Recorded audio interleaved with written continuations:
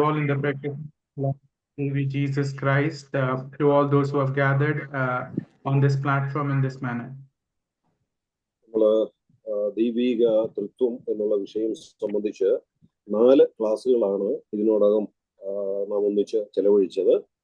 So we've been pondering upon the topic of triunity of God, and based on that we have covered 4 classes. കഴിഞ്ഞ ക്ലാസ്സുകളിൽ നാം എന്താണ് ആ വിഷയത്തിൽ ചിന്തിച്ചത് എന്ന് ഓരോ വാചകത്തിലൊന്ന് ആവർത്തിച്ച് നമ്മുടെ ഇന്നത്തെ ഭാഗത്തേക്ക് നമുക്ക് പ്രവേശിക്കാം. So let's just repeat in very short as to what we have covered thus far and then move on to the class today. നമ്മൾ ഒന്നാമത്തെ ക്ലാസ്സിൽ ചിന്തിച്ചത് ബൈബിളിലെ ദൈവം ഏക ദൈവമാണ്, എന്നാൽ ആ ഏകം എന്ന് പറയുന്നതിനകത്ത് ഒരു ബഹുത്വമുണ്ട്, അതിന് പല തെളിവുകൾ ബൈബിളിലുണ്ട് എന്നുള്ളതാണ്. So in the first class we looked at the God of Bible is one God, but in the one God there is plurality, and we went through the portions of scriptures to understand the proofs which reveals the same. നമ്മൾ രണ്ടാമത്തെ ക്ലാസ്സിൽ ചിന്തിച്ചത് ആ ഏകത്വത്തിലെ ബഹുത്വം എന്ന് പറയുന്നത് 3 വ്യക്തിത്വങ്ങൾ ചേർന്നതാണ് എന്ന് തെളിയിക്കുന്ന നിരവധി വേദഭാഗങ്ങളാണ്. So in the second portion, second class, we understood that the oneness of God, which has got the plurality, that plurality translates to the triunity of God, and which is 3 personalities combined together. നമ്മൾ മൂന്നാമത്തെ ക്ലാസ്സിൽ ചിന്തിച്ചത് ദൈവിക തൃത്വത്തിലെ പരിശുദ്ധാത്മാവ് പൂർണ്ണ ദൈവമാണ് എന്നുള്ളതിന്റെ ബൈബിളിലെ ചില തെളിവുകളാണ്. And in the third class, we looked into the triunity and the Lord, Holy Spirit, and that the Holy Spirit is completely God, and we looked through the scripture portions of scriptures for that. നമ്മൾ last ക്ലാസ്സിൽ ചിന്തിച്ചത് ക്രിസ്തു അഥവാ പുത്രൻ പൂർണ്ണ ദൈവമാണ് എന്ന് direct ആയിട്ട് പറയുന്ന നിരവധി വാക്യങ്ങളുണ്ട്, അതാണ് നാം കണ്ടത്. And we looked into the portions about the Lord Jesus Christ, him being completely God, and we went through many scripture portions which goes on to establish and let us know about it. കഴിഞ്ഞ ക്ലാസ്സിൽ ഞാൻ ഇങ്ങനെ ഒന്ന് സൂചിപ്പിക്കുകയുണ്ടായി, ഈ തൃത്വ നിഷേധികളായ ആളുകൾ ഏറ്റവും കൂടുതൽ attack ചെയ്യുന്നത് യേശുക്രിസ്തുവിന്റെ ദൈവത്വത്തിനെതിരെയാണ്. So as I told you, the one people who do not believe in the triunity of God, the most argument that they make about is the divinity of the Lord Jesus Christ. എന്നാൽ യേശുക്രിസ്തു മഹാദൈവമാണ്, സത്യദൈവമാണ്, സർവശക്തിയുള്ള ദൈവമാണ്, സർവത്തിന് മീതെ ദൈവമാണ് എന്നൊക്കെ പറയുന്ന direct ആയിട്ടുള്ള നിരവധി വാക്യങ്ങൾ ബൈബിളിലൂടെ നാം കാണുകയുണ്ടായി. We happen to ponder upon through the scriptures many verses which directly talks about Lord Jesus Christ as a mighty God, the Almighty One, the one who is over all. All those portions we happen to look into. നമുക്ക് ഇന്ന് കൊലോസ്യ ലേഖനം 1-ാം അധ്യായത്തിന്റെ 15-ാമത്തെ വാക്യം ആദ്യമായിട്ടൊന്ന് വായിക്കാം. Let's turn to Colossians chapter 1 and verse 15. അവൻ അദൃശ്യനായ ദൈവത്തിന്റെ പ്രതിമയും സർവ സൃഷ്ടിക്കും ആദ്യജാതനും ആകുന്നു. So we read it like this: He is the image of the invisible God, the firstborn over all creation. അവിടെ യേശുക്രിസ്തുവിനെ കുറിച്ച് പറയുന്നത് അവൻ സർവ സൃഷ്ടിക്കും ആദ്യജാതനാകുന്നു എന്നാണ്. The usage there to describe the Lord Jesus Christ, it says that he is the firstborn over all creation. ഈ പ്രയോഗമാണ് ഈ തൃത്വനിഷേധികൾ പ്രധാനമായിട്ട് ക്രിസ്തുവിന്റെ ദൈവത്വത്തിനെതിരെ ഉപയോഗിക്കുന്നത്. This is one of the phrases or verses that those who don't believe in the triunity uses against the Lord Jesus Christ. യഹോവ അഥവാ പിതാവാണ് സകലത്തിന്റെയും സൃഷ്ടാവ്. ആ സൃഷ്ടി ആദ്യം പുത്രനെ ഒന്ന് സൃഷ്ടിച്ചിട്ട് പിന്നീട് ആ ചുമതല പുത്രനെ ഏൽപ്പിക്കുകയായിരുന്നു എന്നാണ് പറയുന്നത്. The argument that they pose is that God the Father is the creator of everything, and his first creation seems to be the Lord Jesus Christ, and then he is given up the responsibility. That's the argument. എന്നാൽ ആദ്യജാതൻ എന്നുള്ള ആ പ്രയോഗം ആദ്യമായി സൃഷ്ടിക്കപ്പെട്ടവനെന്നോ ആദ്യമായി ജനിപ്പിക്കപ്പെട്ടവൻ എന്നോ ഉള്ള അർത്ഥത്തിലല്ല എന്നുള്ളതാണ് നമ്മൾ ഇന്ന് ചിന്തിക്കാനായിട്ട് പോകുന്നത്. So what we are going to ponder and understand, the usage of firstborn does not mean he is the first created being or the first person who is born. It is not in that sense or meaning. പുത്രൻ എന്നുള്ള പദം ഉപയോഗിച്ചിരിക്കുന്നു, ആദ്യജാതൻ എന്ന് ഉപയോഗിച്ചിരിക്കുന്നു, ഏകജാതൻ എന്ന് ഉപയോഗിച്ചിരിക്കുന്നു. ഇതൊക്കെയാണ് സംശയങ്ങൾക്ക് കാരണമാകുന്ന ചില പദപ്രയോഗങ്ങൾ. So these are the usages like the son, the firstborn, the only begotten, are the usages which brings about certain amount of a doubt in our minds as we go through it. രണ്ടാം സങ്കീർത്തനത്തിന്റെ 7-ാം വാക്യത്തിൽ പിതാവ് പുത്രനോട് പറയുമ്പോൾ പറയുന്ന ഒരു പ്രയോഗമുണ്ട്. So in Psalm 2 and verse 7, there is a usage which God the Father makes it to the Son. നീ എന്റെ പുത്രൻ, ഇന്ന് ഞാൻ നിന്നെ ജനിപ്പിച്ചിരിക്കുന്നു. So there we read in this manner, you are my son, today I have begotten you. അപ്പം അവിടെ ജനിപ്പിക്കപ്പെട്ടവനാണ് പുത്രൻ എന്ന ഒരു ധ്വനിയാണ് വരുന്നത്. Here what we can make a sense out of is that he is the begotten of the Father. നമ്മൾ ഈ വേദഭാഗങ്ങളെല്ലാം ആണ് ഇന്ന് നോക്കുന്നതും അവിടെ ഉദ്ദേശിച്ചിരിക്കുന്ന ശരിയായ ആശയം എന്താണ് എന്നും മനസ്സിലാക്കുന്നു.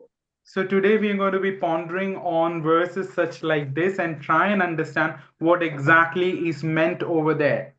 ഇവിടെ കൊലോസ്യ ലേഖനത്തിൽ നമ്മൾ കണ്ടത് യേശുക്രിസ്തുവിനെ കുറിച്ച് ആദ്യജാതൻ എന്ന് ഉപയോഗിച്ചിരിക്കുന്നു.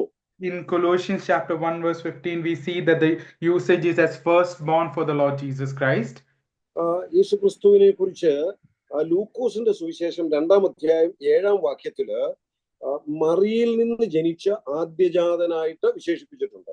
Luke chapter 2 and verse 7 it says that he is the firstborn of Mary. അവിടെ പറയുമ്പോൾ ഇങ്ങനെയാ പറയുന്നത്, അവൾ ആദ്യജാതനായ മകനെ പ്രസവിച്ചു. And it says as she brought forth her firstborn son. അവിടെ പറയുന്നത് നമുക്ക് ഒരു സംശയവുമില്ല, മറിയയിൽ നിന്ന് ജനിച്ച മക്കളിൽ ആദ്യജാതൻ എന്ന് തന്നെയാണ്. So here the usage should not have any doubt. It definitely means Lord Jesus Christ is the firstborn amongst all the children of Mary. ഈ മറിയയിലൂടെ യേശു ജനിച്ചതിന് ശേഷം യോസെഫ് മറിയ ആ ദമ്പതികൾക്ക് വേറെയും മക്കൾ ജനിച്ചതായിട്ട് നമ്മൾ തിരുവെഴുത്തിൽ കാണുന്നുണ്ട്. So after the birth of Lord Jesus Christ we understand that Joseph and Mary brings about many other children. Through the scriptures we know it. അപ്പം യേശുവിന്റെ മനുഷ്യ അവതാരത്തോട് ബന്ധപ്പെട്ട് മറിയയിൽ നിന്ന് ജനിച്ച മക്കളിൽ ആദ്യജാതൻ, അത് അങ്ങനെ തന്നെ കൃത്യമായിട്ട് ലൂക്കോസ് 2:7 പറഞ്ഞിരിക്കുന്നു. Luke chapter 2 and verse 7 it completely talks about that deity of the Lord Jesus Christ and how he is the firstborn among many children of Joseph and Mary. എന്നാൽ യേശുക്രിസ്തുവിനെ കുറിച്ച് ആദ്യജാതൻ എന്ന് ഈ കൊലോസ്യർ 1:15 ഉൾപ്പെടെ വേറെയും ചില ഭാഗങ്ങളിൽ വിശേഷിപ്പിച്ചിട്ടുണ്ട്. So about the Lord Jesus Christ in Colossians 1:15 and there are many other verses as well which talks about the firstborn usage for him. റോമാലേഖനം 8-ാം അധ്യായത്തിന്റെ 29-ാം വാക്യത്തിലുണ്ട്. Romans chapter 8 and verse 25 also we read about the same. Romans 8:29 I'm sorry. അവൻ മുന്നിറങ്ങിയവരെ തന്റെ പുത്രൻ അനേകം സഹോദരന്മാരിൽ ആദ്യജാതനാകേണ്ടതിന് അവന്റെ സ്വരൂപത്തോട് അനുരൂപരാകുവാൻ മുൻനിയമിച്ചിരിക്കുന്നു. അവൻ അനേകം സഹോദരന്മാരിൽ ആദ്യജാതൻ എന്ന് യേശുക്രിസ്തുവിനെ വിശേഷിപ്പിച്ചിട്ടുണ്ട്. And there again we read a phrase in this manner that he might be the firstborn among many brethren. അതുപോലെ വെളിപ്പാട് പുസ്തകം 1-ാം അധ്യായം 5-ാം വാക്യത്തില് മരിച്ചവരിൽ ആദ്യജാതൻ എന്ന് യേശുക്രിസ്തുവിനെ കുറിച്ച് പറഞ്ഞിട്ടുണ്ട്. Revelation chapter 1 and verse 5 we read as to how he is the firstborn amongst the dead. അങ്ങനെ പല ഭാഗങ്ങളിൽ യേശുക്രിസ്തുവിനെ ആദ്യജാതൻ എന്ന് വിശേഷിപ്പിച്ചിട്ടുള്ള പല ആശയങ്ങൾ നമുക്ക് കാണാൻ കഴിയും. So many places we find this usage as firstborn for the Lord Jesus Christ. ഇവിടെ ഈ ആദ്യജാതൻ എന്നുള്ള പ്രയോഗം മറ്റു ചില സന്ദർഭങ്ങളിൽ ഉപയോഗിച്ചിരിക്കുന്ന ഭാഗങ്ങളിലൂടെ നാം ഒന്ന് നോക്കേണ്ടത് ആവശ്യമാണ്. we also need to ponder on different other contexts where this usage has been done as well. ആദ്യമായി ജനിപ്പിക്കപ്പെട്ടവൻ എന്ന അർത്ഥത്തിലല്ല ആ പദം മറ്റു പല ഭാഗങ്ങളിലും ബൈബിളിൽ ഉപയോഗിച്ചിട്ടുള്ളത്. It firstborn does not necessarily mean being given or being born as the first of in that family. It is not in that essence that it is being used across the Bible all the places. യേശുക്രിസ്തുവിനെ കുറിച്ച് മറ്റു സന്ദർഭങ്ങളിൽ പറഞ്ഞിരിക്കുന്നത് നാം പിന്നാലെ നോക്കാം. എന്നാൽ 89-ാം സങ്കീർത്തനത്തിന്റെ 27-ാം വാക്യത്തിലേക്ക് ഒന്ന് വരാം. Let's come to Psalm 89 and verse 27. അവിടെ ഈ പ്രയോഗം പറഞ്ഞിരിക്കുന്ന വാക്യം ഒന്ന് ശ്രദ്ധിക്കാം. Let's look into the context of the usage of this particular verse. ഞാൻ അവനെ ആദ്യജാതനും ഭൂരാജാക്കന്മാരിൽ ശ്രേഷ്ഠനുമാക്കും എന്ന് പറഞ്ഞിരിക്കുന്നു. There he says, also I will make him my firstborn, the highest of the kings of the earth.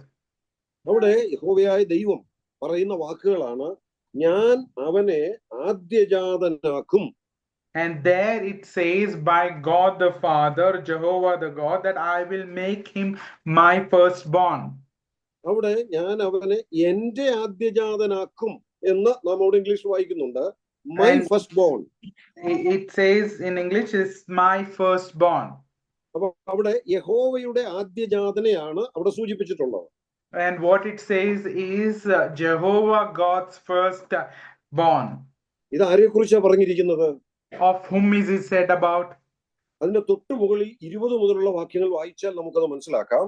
And if you read through verses which is above, from verses 20 onward, you will understand of whom it is mentioned. ഞാൻ എന്റെ ദാസനായ ദാവീദിനെ കണ്ടെത്തി എന്റെ വിശുദ്ധ തൈലം കൊണ്ട് അവനെ അഭിഷേകം ചെയ്തു എന്ന് പറഞ്ഞ് ദാവീദിനെ രാജാവായി അഭിഷേകം ചെയ്യുന്ന കാര്യമാണ് അവിടെ പറയുന്നത്. It says in verse 20, I have found my servant David, with my holy oil I will anoint him. So it goes on to start to say about David. അപ്പം ദാവീദിനെ രാജാവായിട്ട് അഭിഷേകം ചെയ്യുന്ന കാര്യം പറഞ്ഞിട്ട് പറയുകയാണ്, ഞാൻ അവനെ ആദ്യജാതനാക്കും. So it is talking about David, his anointment, and finally it goes to say that I will make him my firstborn.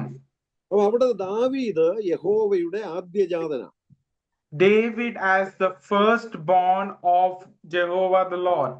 നമുക്കറിയാം ദാവീദിനെ സംബന്ധിച്ച് ആദ്യജാതൻ എന്ന് വിശേഷിപ്പിക്കാനായിട്ട് ഒരു സാധ്യതയുമില്ല. So we understand David in no imagination can be called as a firstborn in that sense. ദാവീദിന്റെ പിതാവായിരുന്ന ഇശായിയുടെ മക്കളിൽ തന്നെ ഏറ്റവും ഇളയവനാണ് ദാവീദ്. Even for the sons of Jesse in that lineage also, he is the last born, not the first. പിന്നെ എന്തുകൊണ്ട് ദാവീദിനെ കുറിച്ച് ഇവിടെ ആദ്യജാതൻ എന്ന് വിശേഷിപ്പിച്ചിരിക്കുന്നു? Then what is the reason why this mentioning about David as being the firstborn? അവിടെ ആദ്യമായി ജനിപ്പിക്കപ്പെട്ടവൻ എന്ന അർത്ഥം അല്ല ആദ്യജാതൻ എന്ന പ്രയോഗം കൊണ്ട് ഉദ്ദേശിക്കുന്നത്. It does not mean he is the first one to be born. It is not used in that understanding or sense when it says firstborn. ഇനിയും ഇവിടെ ദാവീദിന്റെ രാജത്വത്തെ കുറിച്ചാണ് സൂചിപ്പിക്കുന്നത്. Here we understand this is being talked about the kingship of David. ഇസ്രായേലിന് ദൈവം അനുവദിച്ചു കൊടുത്ത രാജാക്കന്മാരിലും ആദ്യത്തവനല്ല ദാവീദ്. Even amongst the king which was been permitted for the children of Israel, David is not the first one. ഒന്നാമത്തവൻ ശൗല, അടുത്ത രണ്ടാമത്തവനാണ് ദാവീദ്. Even amongst that, the first person is Saul, the second is David. പിന്നെ എന്തുകൊണ്ട് അവിടെ ദാവീദിനെ ആദ്യജാതൻ എന്ന് വിശേഷിപ്പിച്ചിരിക്കുന്നു? Then why is the reason why he is being addressed as the firstborn David? അതിന്റെ അടുത്ത വാചകം പറയുന്നു, ഭൂരാജാക്കന്മാരിൽ ശ്രേഷ്ഠനുമാക്കും. And then it says in verse 27 of Psalm 89, the highest of the kings of the earth. അപ്പൊ ഭൂമിയിലെ സകല രാജാക്കന്മാരിലും അവൻ ആദ്യജാതൻ എന്ന് പറയുമ്പോൾ ഈ സകല രാജാക്കന്മാരിലും ഏറ്റവും ശ്രേഷ്ഠനായവൻ, പ്രത്യേകത അവകാശപ്പെടാൻ കഴിയുന്നവൻ എന്ന അർത്ഥത്തിലാണ് ആ പ്രയോഗം. See the usage here when it says that he shall be made highest among all the king, the usage of firstborn denotes the importance or the speciality of his calling. അപ്പം ദാവീദിനെ ആദ്യജാതൻ എന്ന് പറഞ്ഞിരിക്കുന്നത് ആദ്യമായി ജനിപ്പിക്കപ്പെട്ടവൻ എന്ന അർത്ഥത്തിലല്ല, അതൊരു പ്രത്യേക പദവിയായി കൊടുത്തിരിക്കുന്ന പേരാണ്. So firstborn here in this context for David is not meant that he is the first to be given birth to. Rather, the firstborn means that privilege or that particular position which has been allocated.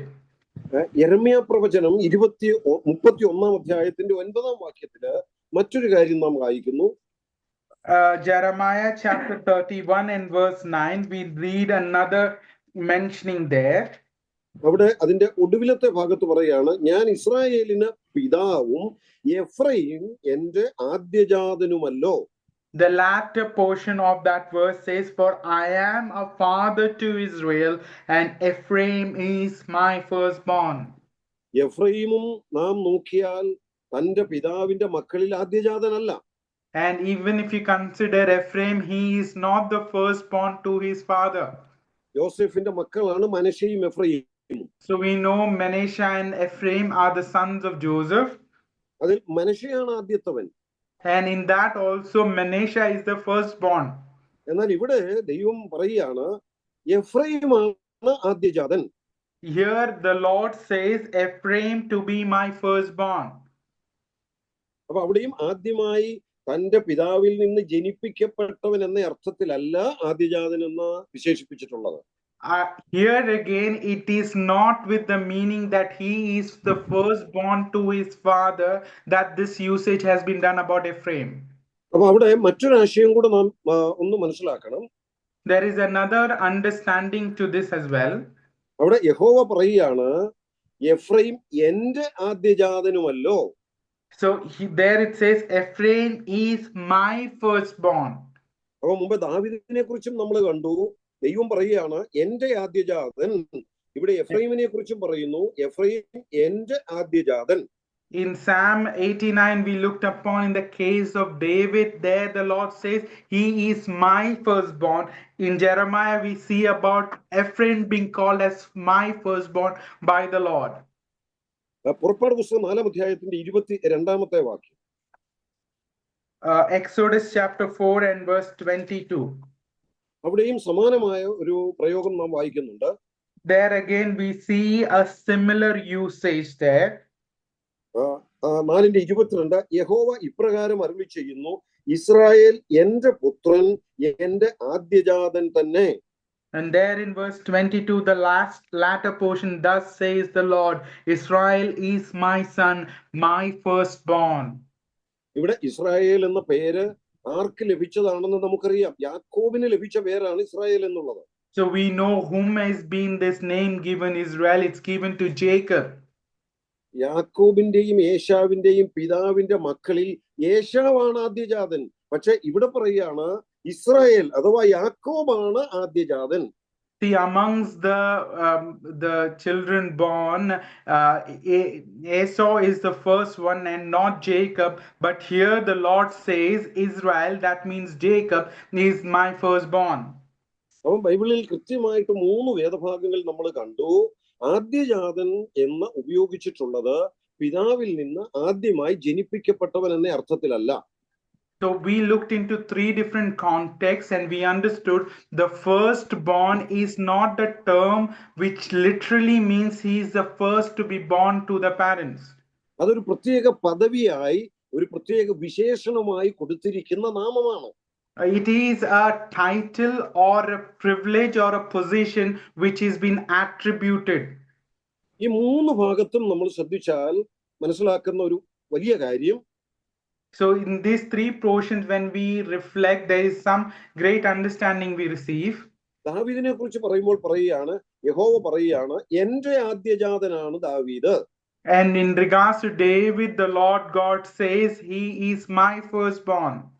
എഫ്രൈമിനെ കുറിച്ച് പറയുമ്പോഴും യഹോവയായ ദൈവം പറയുന്നു അവൻ എന്റെ ആദ്യജാതൻ. And with regards to Ephraim, again when it says it, the Lord God says he is my firstborn. ഇപ്പൊ ഇവിടെ നമ്മൾ വായിച്ച വാക്യത്തിൽ ഇസ്രായേലിനെ കുറിച്ചും പറയുന്നു, ഇസ്രായേൽ എന്റെ ആദ്യജാതൻ. In Exodus, where we read about Israel, it again talks about the Lord making that claim that He is my firstborn. യേശു ക്രിസ്തു അഥവാ പുത്രൻ പിതാവിൽ നിന്ന് ആദ്യമായി ജനിപ്പിക്കപ്പെട്ടവൻ എന്ന നിലയിൽ ആദ്യജാതനാണെങ്കിൽ ഇതിൽ ഏതാണ് ആദ്യജാതൻ? So if we were to take this argument stating that Lord Jesus Christ is the firstborn of the creation of God the Father, then in this context, who is really the firstborn? ഇപ്പൊ 4 പേരെ കുറിച്ച് പറയുകയാണ്. പുത്രൻ ആദ്യജാതൻ, ദാവീദ് എന്റെ ആദ്യജാതൻ, എഫ്രൈം എന്റെ ആദ്യജാതൻ, ഇസ്രായേൽ എന്റെ ആദ്യജാതൻ. അപ്പൊ ആദ്യജാതൻ എന്ന് പറയുന്ന 4 പേരുണ്ട്.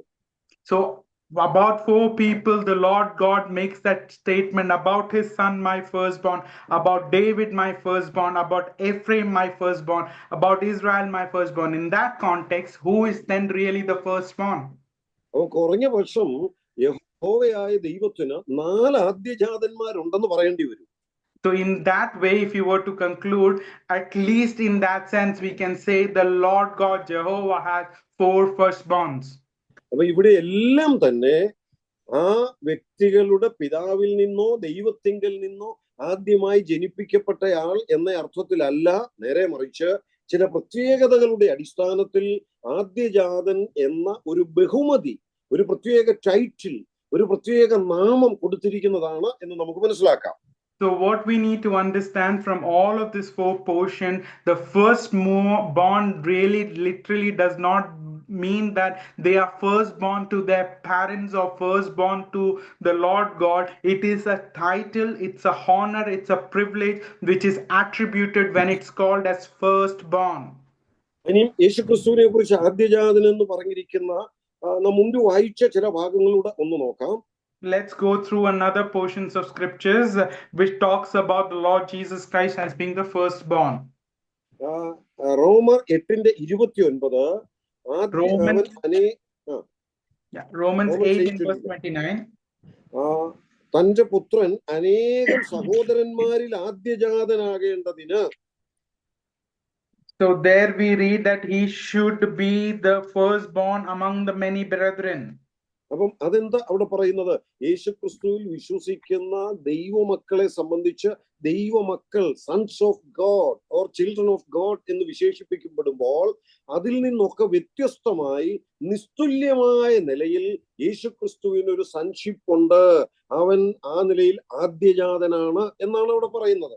So what it really means in Romans 8 and verse 29, when it says the firstborn about his son, is that the many sons of God who comes to the saving knowledge and have been given the sonship of the Lord Jesus Christ is incomparable, and it's a special position to the Father.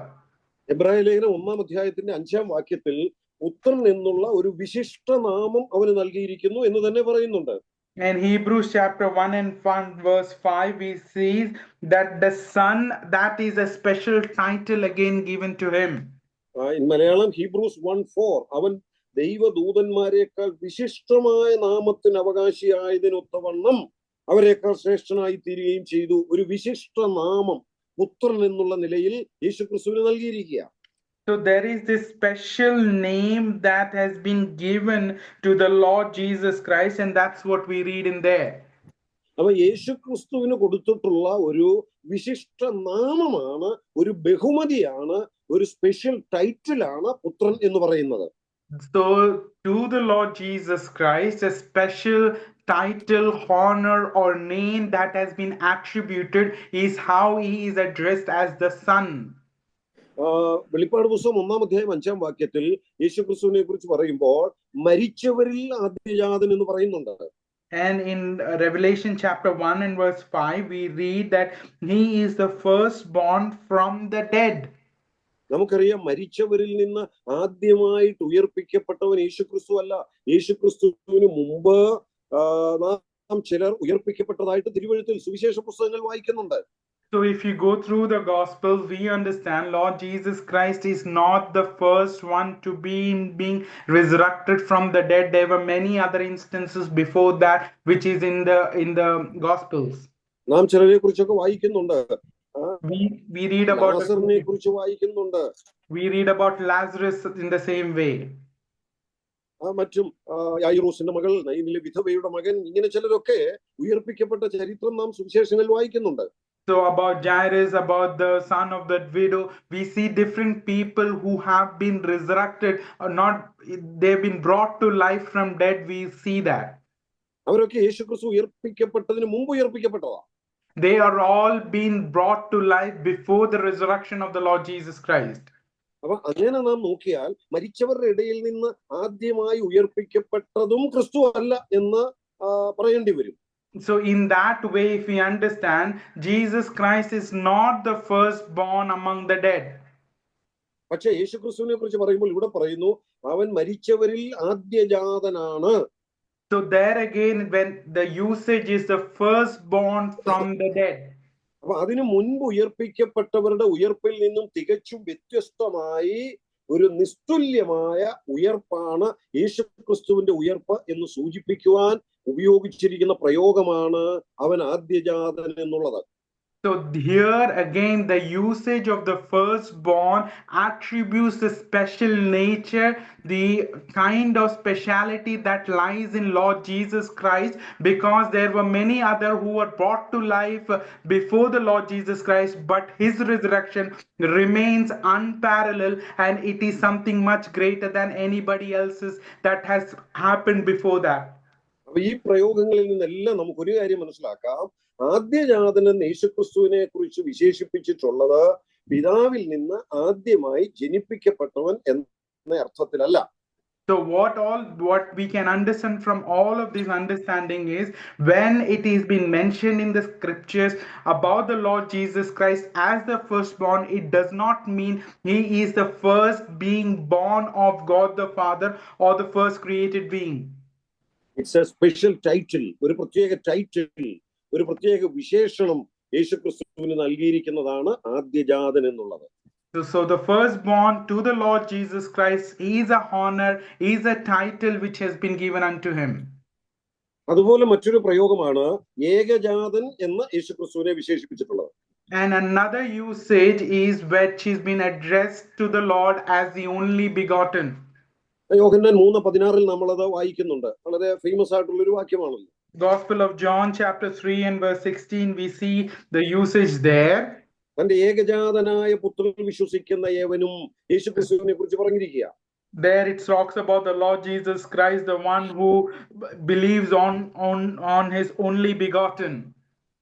അവിടെയും ഏകനായി ജനിപ്പിക്കപ്പെട്ടവൻ എന്നുള്ള അർത്ഥത്തിലാണോ യേശുക്രിസ്തുവിനെ കുറിച്ച് പറഞ്ഞിട്ടുള്ളത്? So the question arises, does that mean it is saying the only person to be born of or only begotten? Is it in that sense it's been used there? നമ്മൾ ബൈബിളിൽ നോക്കിയാൽ ഏകജാതൻ എന്ന അധികം മക്കളുള്ള ഒരു പിതാവിന്റെ മക്കളിൽ ഒരാളെ കുറിച്ച് വിശേഷിപ്പിച്ചിട്ടുള്ളത് വേറെയും കാണാൻ കഴിയും. So we can see that the usage of only begotten to many other children who is not only the children of to their fathers, we can find that in the scriptures. ഉൽപ്പത്തി പുസ്തകം 22-ാം അധ്യായത്തിന്റെ 1-2 വാക്യങ്ങൾ. Genesis chapter 22 verses 1 and 2. അവിടെ അബ്രഹാമിനോട് ഇസഹാക്കിനെ യാഗം കഴിക്കുവാനായിട്ട് ദൈവം ആവശ്യപ്പെടുകയാണ്. There, Abraham is been asked by the Lord to take his son to being a burnt offering. അതിന്റെ 2-ാമത്തെ വാക്യത്തിൽ പറയുന്നു, അപ്പോൾ അവൻ നിന്റെ മകനെ നീ സ്നേഹിക്കുന്ന നിന്റെ ഏകജാതനായ ഇസഹാക്കിനെ തന്നെ കൂട്ടിക്കൊണ്ട് മുറിയാദേശത്ത് ചെല്ലുക. Okay, here in English it says in NKJV, then he said, take now your son, your only son Isaac, whom you love, and go to the land of Moriah. Yeah, that is correct. Your only son, നിന്റെ ഏക മകനെ എന്ന് തന്നെ അവിടെ പറഞ്ഞിരിക്കുക.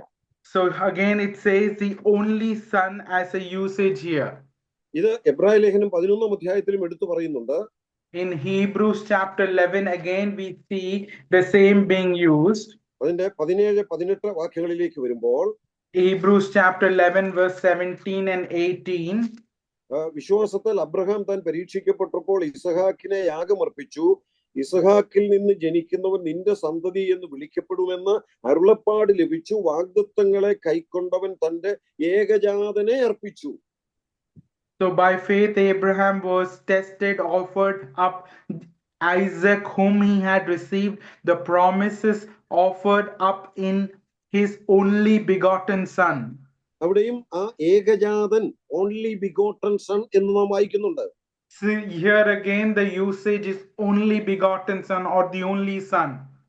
നമുക്കറിയാം ഇസഹാക്ക് അബ്രഹാമിന്റെ only begotten sun അല്ല. ഇസഹാക്കിനെ കൂടാതെ അതിന് മുൻപ് ജനിച്ച ഇസ്മായേൽ ഉണ്ട്.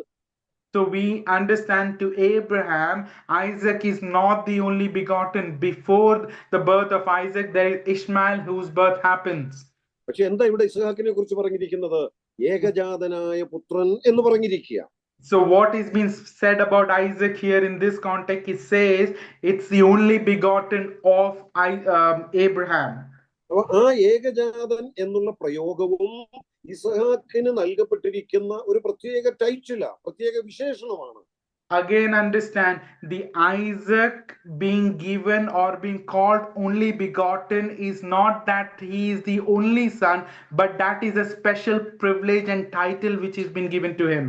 അത് ഒരുപക്ഷെ അബ്രഹാമിന്റെ വാഗ്ദത്ത സന്തതി എന്നുള്ള നിലയില്, അതുപോലെ അബ്രഹാമിന്റെ ഏറ്റവും സ്നേഹം അനുഭവിക്കുന്നവൻ എന്നുള്ള നിലയില്, ഭാവി പരിപാടികള് ഇവനിലൂടെ നിർവഹിക്കപ്പെടണം എന്നുള്ള നിലയില് എല്ലാം ഒരു പ്രത്യേകതയോടുകൂടി നൽകപ്പെട്ടിരിക്കുന്ന ടൈറ്റിലാണ് ഏകജാതൻ. See, the reason probably why Isaac is being given that title of only begotten is because probably he is the promised son. Through him there are many things that God has purposed and planned. Giving all this in context is why he has been given that title of only begotten. നമ്മൾ ഈ ദൃഷ്ടാന്തങ്ങളിലൂടെ ഇപ്പം കണ്ടത് ആദ്യജാതൻ എന്ന് പറയുന്നത് ആദ്യമായി ജനിപ്പിക്കപ്പെട്ടവൻ എന്ന അർത്ഥത്തിലല്ല, ഏകജാതൻ എന്ന് പറയുന്നത് ഏകമായി ജനിപ്പിക്കപ്പെട്ടവൻ എന്ന അർത്ഥത്തിലുമല്ല. അതൊക്കെ ഒരു പ്രത്യേക നിലയിൽ കൊടുത്തിട്ടുള്ള പേരുകളാണ്, ടൈറ്റിലുകളാണ്. So what we have understood thus far in this particular class is firstborn does not mean that he is the first to be born of that parent or God the Father, or the only begotten meaning he is the only born child to that parents or God the Father. But these are the titles that is being given to indicate the privilege and honor which is being bestowed. ഈ ജനിപ്പിക്കപ്പെട്ടവൻ എന്ന് തോന്നത്തക്ക നിലയിലുള്ള മറ്റൊരു പ്രയോഗമാണ് 2-ാം സങ്കീർത്തനത്തിന്റെ 7-ാമത്തെ വാക്യം.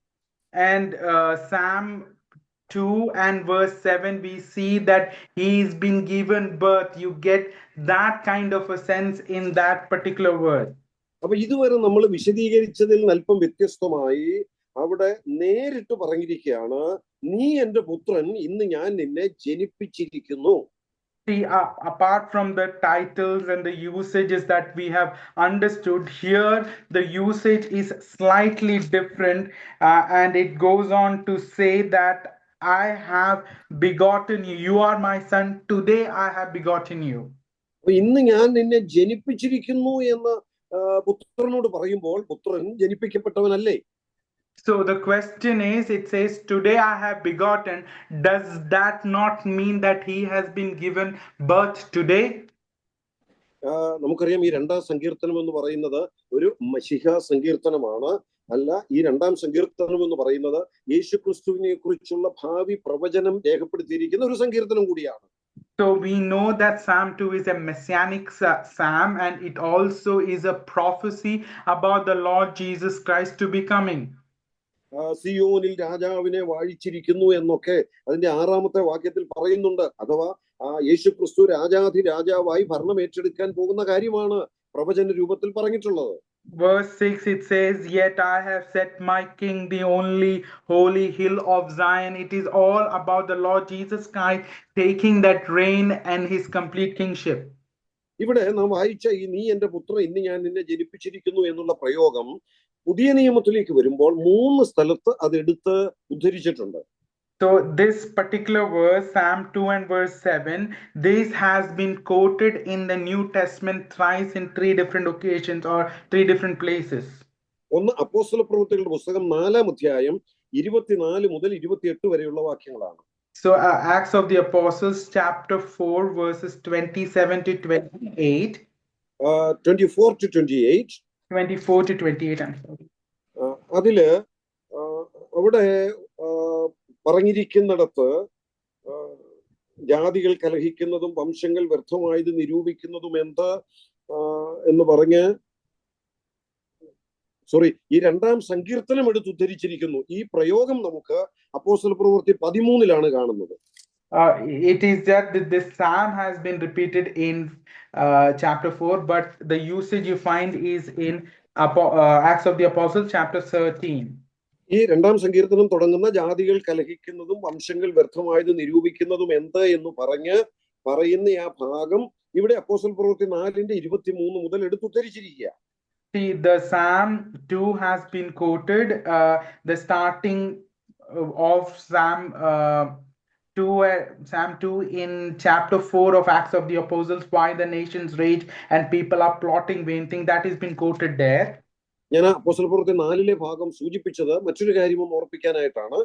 There is one another thing that I want to bring to your attention. That's the reason why I mentioned that portion of scripture. ഈ 2-ാം സങ്കീർത്തനത്തിന്റെ എഴുത്തുകാരൻ ആരാണെന്ന് സങ്കീർത്തനത്തിൽ നമ്മൾ വായിക്കുന്നില്ല. So we don't find the writer of the Psalm 2 in Psalm 2 itself. ചില സങ്കീർത്തനങ്ങൾക്കൊക്കെ അതിന്റെ ഒരു ടൈറ്റിൽ മേളിൽ കൊടുത്തിട്ടുണ്ട്, ദാവീദ് എഴുതിയതാണ് അല്ലെങ്കിൽ ഇന്നയാൾ എഴുതിയതാണ് എന്ന്. So most of the psalms would have a title about that psalm stating it's written by David or Asaph, or it has a title. പക്ഷേ 2-ാം സങ്കീർത്തനത്തിൽ നമ്മൾ അങ്ങനെ ഒരു ടൈറ്റിൽ കാണുന്നില്ല. But for Psalm 2 we don't find that title being given as to who has written it. പക്ഷെ അപ്പോസ്തലപ്രവൃത്തി 4:25-26 വാക്യങ്ങൾ വായിച്ചാൽ ഈ ഭാഗം എടുത്ത് അവിടെ ഉദ്ധരിച്ചിട്ട് ഇങ്ങനെ പറയുന്നു, എന്ന് നിന്റെ ദാസനായ ദാവീദ് മുഖാന്തരം പരിശുദ്ധാത്മാവിനാൽ അരുളി ചെയ്തവനേ. So it says after quoting this in Acts of the Apostles chapter 4 verse 25, it says, by the mouth of your servant has said. അപ്പോൾ ഈ 2-ാം സങ്കീർത്തനം പുതിയ നിയമത്തിൽ 3 പ്രാവശ്യം ഉദ്ധരിച്ചിരിക്കുന്നതിൽ ആക്ട്സ് 4:24-28 ആ ഭാഗത്ത് ഇത് ദാവീദ് എഴുതിയതാണെന്നുള്ള സൂചന നമുക്ക് ലഭിക്കുന്നുണ്ട്. So when the Psalm 2 has been quoted 3 times in the New Testament in Acts of the Apostles chapter 4 verses 24-28, there we find the indication that this Psalm 2 has been written by King David or David. രണ്ടാമത് എടുത്ത് ഉദ്ധരിച്ചിരിക്കുന്നത് അപ്പോസ്തലപ്രവൃത്തികൾ 13:32-33 വാക്യങ്ങളിലാണ്. And the second portion where this has been mentioned, Psalm 2, is Acts of the Apostles chapter 13 verses 22 and 23. 32 and 33. 32 and 33. അതിൽ 33-ാം വാക്യത്തിൽ പ്രത്യേകം പറയുന്നു, ഈ 7-ാം വാക്യം, നീ എന്റെ പുത്രൻ, ഇന്ന് ഞാൻ നിന്നെ ജനിപ്പിച്ചു എന്ന് 2-ാം സങ്കീർത്തനത്തിൽ എഴുതിയിരിക്കുന്നുവല്ലോ. So it is saying, if you refer to 33, the latter portion, as it is also written in the 2nd Psalm, you are my son, today I have begotten you. അപ്പോൾ ഈ 2-ാം സങ്കീർത്തനത്തിന്റെ ഒരു ഭാഗം ഇവിടെയും എടുത്ത് ഉദ്ധരിച്ചിട്ടുണ്ട്. And a portion of the Psalm 2nd has been quoted here as well. ഇവിടെ എടുത്ത് ഉദ്ധരിച്ചപ്പോൾ ഈ പ്രത്യേക ഭാഗം മാത്രമാണ് എടുത്ത് ഉദ്ധരിച്ചിരിക്കുന്നത്. Here when it is quoted, only this particular portion has been quoted. ആ ഭാഗം എന്തിനെയാ സൂചിപ്പിക്കുന്നതെന്ന് അവിടെ വ്യക്തമാക്കിയിട്ടുണ്ട്. There it is specifying what context or what regards is it mentioned there. 32-ാം വാക്യം പറയുന്നു, ദൈവം പിതാക്കന്മാരോട് ചെയ്ത വാഗ്ദത്തം യേശുവിനെ ഉയർത്തെഴുന്നേൽപ്പിച്ചതിനാൽ മക്കൾക്ക് നിവർത്തിച്ചിരിക്കുന്നു എന്ന് ഞങ്ങൾ നിങ്ങളോട് സുവിശേഷിക്കുന്നു. നീ എന്റെ പുത്രൻ, ഇന്ന് ഞാൻ നിന്നെ ജനിപ്പിച്ചു എന്ന് 2-ാം സങ്കീർത്തനത്തിൽ എഴുതിയിരിക്കുന്നുവല്ലോ. 32 it says, we declare to you glad tidings that promise which was made to the fathers, God has fulfilled this for us their children, in that he raised up Jesus. And it is also written in the 2nd Psalm, you are my son, today I have begotten you. അപ്പൊ 32-ാം വാക്യത്തിൽ യേശു ക്രിസ്തു ഉയർത്തെഴുന്നേറ്റ കാര്യം പറഞ്ഞിട്ട് അടുത്ത വാക്യത്തിൽ പറയാണ്, 2-ാം സങ്കീർത്തനത്തിൽ ഇങ്ങനെ എഴുതിയിട്ടുണ്ടല്ലോ. So it talks in verse 33 in English, it says about the resurrection of Lord Jesus Christ, and then it says it is quoted in Psalm 2 in this way. അപ്പൊ അവിടെ എന്താ 2-ാം സങ്കീർത്തനത്തിൽ എഴുതിയിരിക്കുന്നത്? What is നീ it എന്റെ written? പുത്രൻ, ഇന്ന് ഞാൻ നിന്നെ ജനിപ്പിച്ചിരിക്കുന്നു എന്നാ എഴുതിയിരിക്കുന്നത്. It says in Psalm, you are my son and today I have begotten you. That's a context in Psalm 2. അപ്പൊ ഇവിടെ നീ എന്റെ പുത്രൻ, ഇന്ന് ഞാൻ നിന്നെ ജനിപ്പിച്ചിരിക്കുന്നു എന്ന് പറയുന്നത് യേശുക്രിസ്തു പിതാവിനാൽ ജനിപ്പിക്കപ്പെട്ടു എന്നുള്ള അർത്ഥത്തിലോ യേശുക്രിസ്തു മനുഷ്യനായി ജനിച്ച ആ ആശയത്തിലോ അല്ല, യേശുക്രിസ്തുവിന്റെ ഉയർത്തെഴുന്നേൽപ്പിനോടുള്ള ബന്ധത്തിൽ പറഞ്ഞിരിക്കുന്നതാണ്. So here when it says you are my son, today I have begotten you, it is not that he is the firstborn of God the Father, or that he's been given birth in this earth. It's not in that context that it is been used. Rather, it is about the resurrection, and in that context it is said, you are my son, today I have begotten you.